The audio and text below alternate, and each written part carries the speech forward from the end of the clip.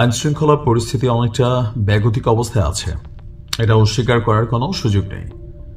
5ই আগস্টের আগে যুক্তরাজ্য সরকার বাংলাদেশে একটা বড় ধরনের ঘটনা ঘটতে পারে একটা সতর্ক বার্তা দিয়েছিল, নিশ্চয়ই আপনাদের অনেকেরই খেয়াল আছে।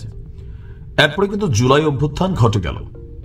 সেই যুক্তরাজ্যের সরকার এবার ইউনূস সরকারের আমলে আগামী কয়েকদিনের মধ্যে আরো একটা বড় ধরনের দুর্ঘটনা ঘটতে যাচ্ছে। একটা বড় সড়ো হামলার ঘটনা ঘটতে পারে বাংলাদেশে, এমনই সতর্কবার্তা জারি করেছে। বাংলাদেশে সন্ত্রাসী হামলার আশঙ্কা প্রকাশ করে সতর্কতা জারি করেছে যুক্তরাজ্য সরকার। দেশটি বাংলাদেশে অবস্থানরত এবং আগত ব্রিটিশ নাগরিকদেরকেও সতর্ক থাকার পরামর্শ দিয়েছে। যুক্তরাজ্যের স্বার্থ সংশ্লিষ্ট যে স্থাপনাগুলো আছে সেখানে বড় ধরনের একটা হামলার ঘটনা ঘটতে পারে।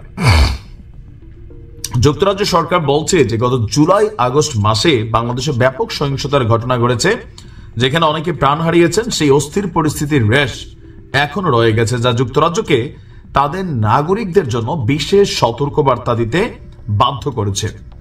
ব্রিটিশ সরকারের প্রকাশিত বিবৃতিতে বলা হয়েছে, বাংলাদেশে বিক্ষোভ, ধর্মঘট, রাজনৈতিক অস্থিরতার সময়ে সহিংসতা, অগ্নিসংযোগ এবং ভাঙচুরের ঘটনা ঘটতে পারে, যা প্রাণহানির কারণ হতে পারে। বিশেষ করে গণপরিবহন ব্যবস্থায় হামলার বড় ধরনের আশঙ্কা আছে উল্লেখ করেছে যুক্তরাজ্য। এছাড়া জনসমাগমপূর্ণ এলাকা, ধর্মীয় উপাসনালয়, রাজনৈতিক সমাবেশ এবং বিদেশিদের উপস্থিতি রয়েছে এমন স্থানগুলোতেও সন্ত্রাসী হামলার ঝুঁকিটা বেশি আছে, সতর্কবার্তায় বলা হয়েছে। এছাড়া অপরাধ এবং ব্যক্তিগত নিরাপত্তা প্রসঙ্গে যুক্তরাজ্য সরকার বলছে, বাংলাদেশে বিশেষ করে রাজধানী ঢাকা এবং অন্যান্য বড় শহরগুলোতে অপরাধের মাত্রা বেশি।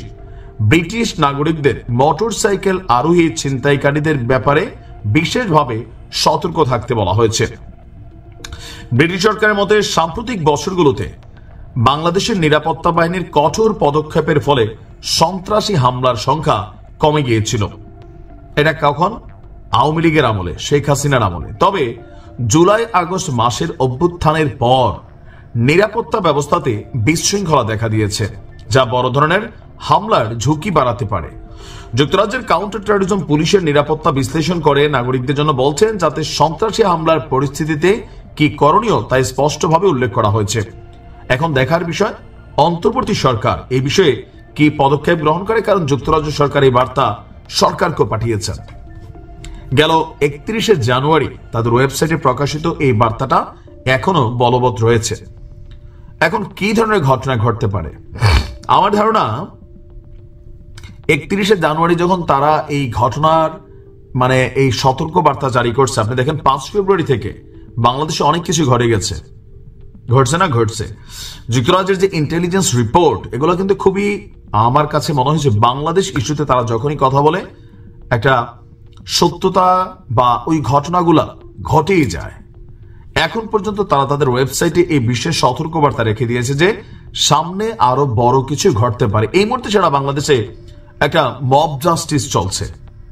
আমার যেই মতটা পছন্দ না, আমার যেটা ভালো লাগে না, হোক সেটা মাজার, হোক সেটা কোনো একটা প্রকাশনীর বই, হোক সেটা কোনো ব্যক্তি বিশেষ, এটাই বেসিক্যালি ফ্যাসিবাদ। ফ্যাসিবাদের মূল সংজ্ঞা কি? আমার যেটা পছন্দ হবে না সেটা তুমি করতে পারবো না, যদি করো গুড়াই দিব। ফেসিবাদ একজন বিদায় হয়েছে, নতুন ফেসিবাদের এখানে উত্থান হচ্ছে, আর এই ফেসিবাদের কারণে সহিংসতার ঘটনা ঘটছে এবং এগুলো বড় আকারে সামনের দিকে আরো ঘটতে পারে। যুক্তরাজ্যের এই সতর্কবার্তাকে আমি অন্তত হালকাভাবে নিচ্ছি না, কারণ বাংলাদেশ নিয়ে গত 6 থেকে 8 মাসে তাদের যেই সতর্কবার্তাগুলো ছিল এগুলো কিন্তু মিলে যাচ্ছে। এখন আমাদের নিশ্চয়ই গোয়েন্দা সংস্থা, ইন্টেলিজেন্স যারা আছেন, আইন শৃঙ্খলা রক্ষাকারী বাহিনী যারা আছেন, অফকোর্স এই ব্যাপারটাতে কনসার্ন করছেন। ইভেন মবের ব্যাপারে হঠাৎ করে সরকার এবং উপদেষ্টাদের এই যে শক্ত অবস্থান, সেটার পিছনে হতে পারে যুক্তরাজ্যের এই আপনার ইন্টেলিজেন্স রিপোর্ট।